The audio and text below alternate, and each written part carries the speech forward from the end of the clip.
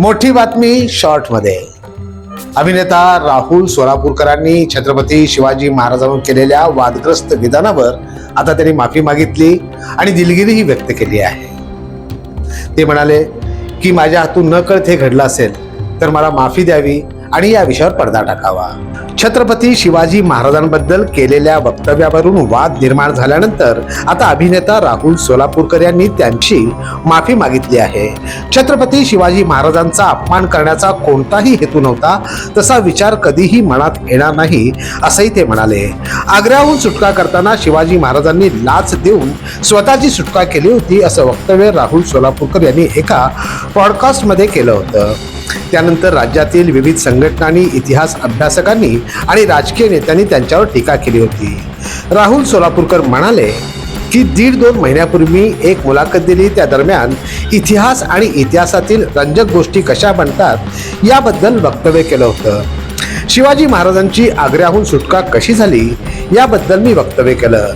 तसा संदर्भ काही इतिहासकारांनी लिहून ठेवला आहे, पण माझ्या या पूर्ण मुलाखतीमधील 2 ते 3 वाक्य वापरून काही लोकांनी वाद निर्माण केला. शिवाजी महाराजांचा अपमान करण्याचं माझ्या मनातही येणार नाही.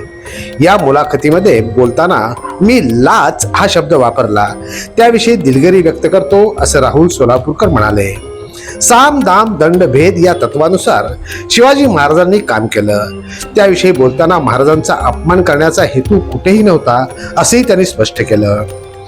गेली अनेक वर्ष मराठी चित्रपट आणि मालिकांमध्ये राहुल सोलापूरकर काम करत आहेत. राजश्री शाहू मालिकेत त्यांनी साकारलेली शाहू महाराजांची भूमिका बरीच गाजली होती.